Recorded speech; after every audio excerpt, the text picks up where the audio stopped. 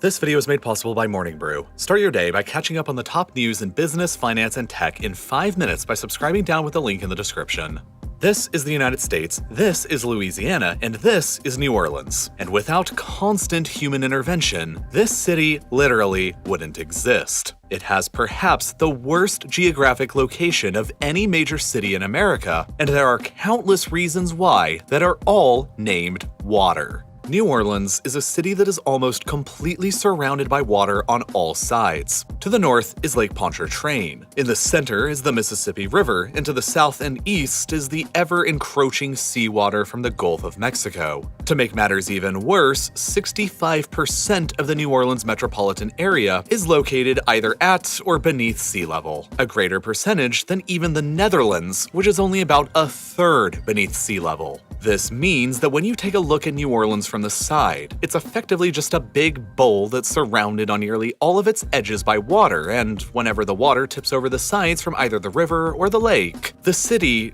drowns. And to make matters even more severe, New Orleans' placement directly at the Gulf of Mexico's edge makes it the most frequent target of hurricanes in America, with an 11% risk of being slammed by one every single year. Hurricanes make the flooding problem in the city even worse, but that's still not all. Due to a variety of reasons that I'll get into later in the video, Louisiana's coastline has been losing the war against the water for the greater part of a century now. Over the past 100 years, 2,000 square miles of land has been conquered by the ocean in Louisiana's south. That's twice the size of Luxembourg, and the ocean's advances are accelerating to the tune of about one football field worth of land every hour, 24 hours a day, 365 days a year.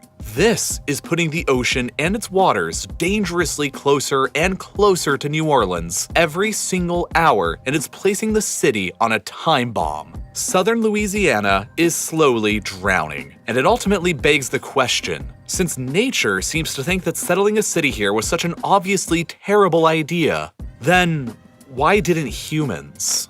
The answer to that is because, of course, it never really seemed like a bad location until fairly recently. In fact, for most of America's and even humanity's history, the area around New Orleans was, without a doubt, one of the most important locations on the entire planet to control. Take a look at the map of the world, pretend that you've just begun a game of Civilization where you're low on the tech tree, and look at where the best locations to build a wealthy city are going to be. On the North American continent, I would argue for the area around New Orleans being historically the #1 pick for one incredibly important reason. Despite all the risks of flooding and natural disasters, New Orleans sits near the mouth of the Mississippi River, and by setting up a choke point here, one can fully control all of the trade and transportation flowing into and out of it. This is vital, because by entering the Mississippi here, you can travel throughout almost the entirety of the North American interior by way of the Mississippi River Basin. Every single one of these creeks, streams, and rivers eventually all flow into the Mississippi and find their way down to New Orleans and the ocean. Until the advent of modern technology like railroads, planes, or highways, it was rivers and waterways all across the world which served as humanity's high-speed transportation and trade arteries. And the Mississippi is the biggest and the most important system of them all anywhere on the planet. In fact, the greater Mississippi River Basin has more kilometers of navigable internal waterways than the entire rest of the world all combined has. This fact is enormous, because it was basically the world's largest natural transportation system on any continent that today flows through 31 US states and 2 Canadian provinces. This system literally connected almost the entire North American continental mainland to the Atlantic Ocean and the rest of the world from there. And all of it could effectively be dominated by whoever controlled just this small choke point right near the entrance to the Mississippi River. The French were the first big empire who recognized this area's immense strategic value, and a little over 300 years ago, they founded the small settlement of New Orleans, here along the river's curve, where it created a natural levee about 1.5 meters above sea level. Comparatively higher than the surrounding swamplands that were beneath sea level, the initial small settlement fared well against floods and hurricanes, and a century later found itself under the possession of a new and future global empire, the United States. The Mississippi River and all of its various tributaries stretching as far as Denver, Minneapolis, Des Moines, Omaha, Kansas City, and Oklahoma City enabled millions of American settlers to venture out and conquer the West. And they could reach all of these places via New Orleans, and all of the goods they would end up producing would flow back to New Orleans. As America expanded westwards, the Mississippi River became roughly the dividing line between east and west within the continental states, and the importance of New Orleans became ever more apparent. If any enemy power were to gain control of it, they could shut the entire river down and effectively cut America in half, and block all of the massive volume of trade flowing down it from the dozens of other states that were making New Orleans one of the wealthiest cities in the world. In fact, by the 1840s, New Orleans was America's third biggest city behind only New York and Baltimore, and by the time of the Civil War, it was easily the South's largest and most important city. Riverboats and barges easily transported luxury goods like cotton from southern states like Mississippi and industrial goods from northern factories up in Illinois, Indiana, and Ohio, and New Orleans was at the zenith of her power and influence. But after the Civil War, the city's fortunes would dramatically reverse. The invention of new technologies like the railroad introduced new transportation and trade routes that largely bypassed New Orleans' location down in the southeast. As more and more railroads and later interstate highways for trucks and cars and airports for planes were built, the crucial importance of the Mississippi and its various riverways diminished. By the 20th century, the Mississippi no longer had a monopoly on Middle America's transportation and trade, and New Orleans' monopoly over admittance to that system no longer mattered quite as much. By World War II, New Orleans had plummeted from America's third largest city to only her 15th, and despite reaching the height of her population in 1960 with about 620,000 people, she was no longer even the biggest city in the American South, with cities like Dallas and Houston having passed her up with their much more rapid growth. Thereafter, New Orleans would enter into a slow and steady decline. With economic opportunity moving on to other parts of the country, New Orleans lost 18% of her population in only 30 years between 1970 and 2000. Faced with a serious demographic crisis like this, the leaders of the city at the time decided that they needed to encourage more growth by developing more land. But the problem with that is that New Orleans was founded as an 18th century outpost, and its expansion from those borders into a modern, sprawling city was always doomed to be severely limited by simple geography. As New Orleans developed around her colonial-era core that was on some of the highest ground available in the area, she had no other choice but to expand further into the swampy and flood-prone lands that were closer to and eventually even beneath sea level, which was a dangerous decision. In order to develop the swampland even further, the city began draining out all of the water, which caused the soil beneath to compact and led to the modern city above sinking. Today, parts of New Orleans are sinking by as much as 5 centimeters a year, and when you remember that most of the city is already beneath sea level and right next to several major bodies of water, you can understand why this is all catastrophically dangerous.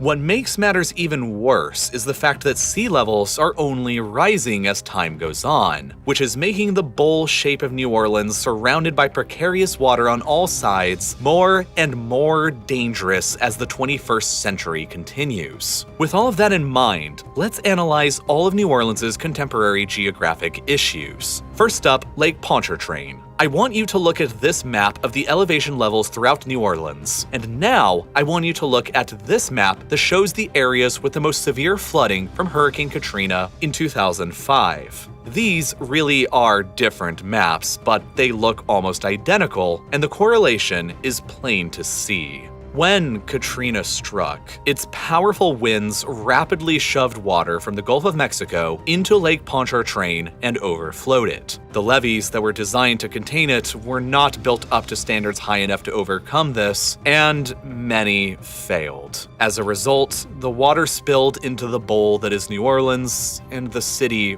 was devastated. Over 1,800 lives were lost. Over $150 billion in damage was caused, and because of the mass exodus of refugees escaping all of the chaos, the city's population was reduced by more than half of what it had been before. The year after Katrina in 2006, New Orleans had been reduced to a mere shadow of its former self. It was then only the 94th largest city in America, and it was the lowest population the city had ever had since the 1870s. Over the years since, New Orleans has managed to admirably rebuild. But her population has still, to this day, not ever managed to recover beyond her pre-Katrina 2005 population. It was a catastrophic blow, but hurricanes and the lake are but one of the many problems that the city is facing.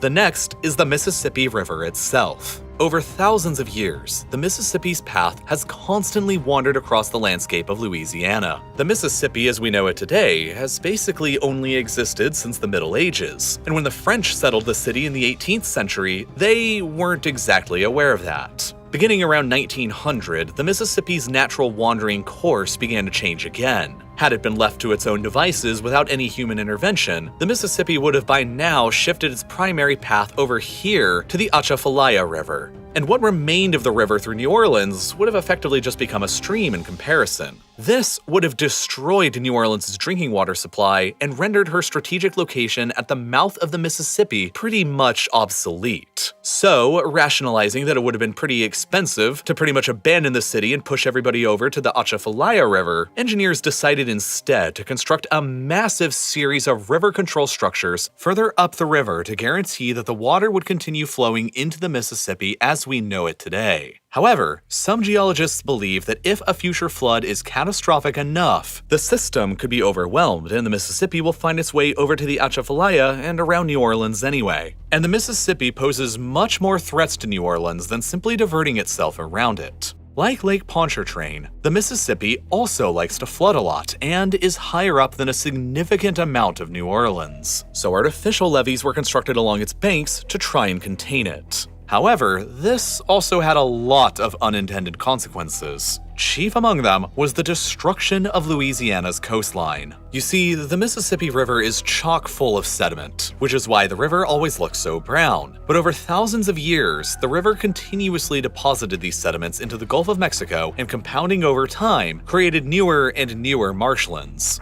Immediately before the European discovery of America, this is roughly what the Louisiana coastline naturally looked like. But after New Orleans was established and the levees were constructed along the river's banks throughout the 19th century, the sediment-rich water could no longer reach and replenish any of these wetlands. And when combined with rising sea levels and a myriad of other man-made causes, they began to rapidly shrink. In the past 100 years alone, Louisiana has lost thousands of square miles to the ocean, and it's getting even worse all the time. Since New Orleans itself is sinking by about 5 centimeters a year, and sea levels are rising by about 3.6 to 4 millimeters a year, the water is creeping faster and closer to the New Orleans Bowl all the time. Over the next 30 years, by 2050, Louisiana is projected to lose about another 5,800 square kilometers of wetlands, and the ocean itself will be pretty much on New Orleans' doorstep. At this point, New Orleans will be even more surrounded by water than she is today on all sides, which will only increase the odds of catastrophic floods in the future. Historically, Louisiana's wetlands have provided some kind of barrier of defense between New Orleans and hurricanes rampaging in from the Gulf. But in the future without them, New Orleans will increasingly experience more and more direct impacts from hurricanes that right now have an 11% chance of hitting every single year. But because of climate change, hurricanes are happening more and more frequently. So the odds of another big one hitting New Orleans are only going up, while at the same time, her defenses are growing weaker and weaker. With geography abandoning her, New Orleans has been forced to resort more and more to higher numbers of man-made defenses to overcome her now exposed and poor location, like higher and stronger levees, floodgates, pumping stations, river controls, and dredging up new artificial land to replace their natural wetland defenses. But the really big problem that New Orleans is going to have to overcome is that rising sea levels and flood risks are not a unique problem faced by them alone, but by dozens of other cities across the United States as well, such as New York, Miami, and others who, because they all have bigger populations and economies, will probably be priority targets for any kind of federal flood protection funding. So in the end, Louisiana itself is one of the most impoverished states in the United States, and without a lot of external federal funding, any man-made structures they build still just might not end up being enough compared with the overwhelming firepower that nature is bringing to the table. Save for taking New Orleans and pushing it somewhere else, like near the Atchafalaya where the Mississippi is bound to probably just end up anyway, sometime in the next 1,000 years. I'm unsure of New Orleans' future and how long the city has left, which is a tragedy because I love New Orleans. But ultimately, in the end, there isn't any amount of technology that can overcome the simple fact that New Orleans is technically located within a bowl that's surrounded by water that's getting deeper and deeper and even more surrounded by water with every passing hour. New Orleans' future is sadly not certain.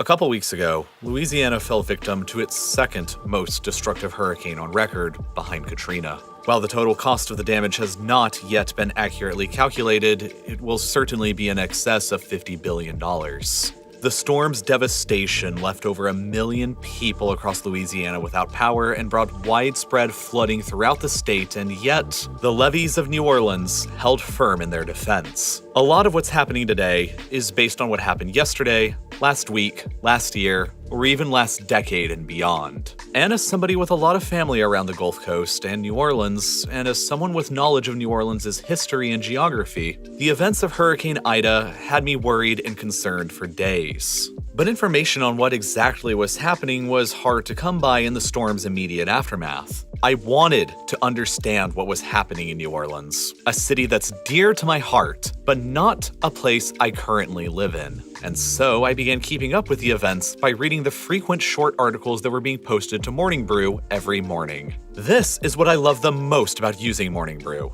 Their free daily newsletter gets you up to speed on all the current events and news that you need to know in business, finance, and tech in only 5 minutes, and in a way that's more relevant, informative, and frankly witty than traditional news. For example, while I was writing the script that relied upon many of their Hurricane Ida articles for context, I also got to read about El Salvador adopting Bitcoin as an official currency, how September 11th transformed the American defense industry, and why aluminum prices hit their highest levels in 10 years, all because of a coup in Guinea. Since you watch RealLifeLore, I know that you like getting a bit smarter and staying better informed, and regular, repeatable patterns of learning are exactly the best way to do that. So, go ahead and start your mornings with Morning Brew by subscribing, completely for free, when you click the button that's on your screen right now, or by following the link that's down in the description. It's one of the best ways that you can help support this channel for free, and you get to stay up to date with current events and be a better informed person. It's seriously a win-win. And, as always, thank you so much for watching.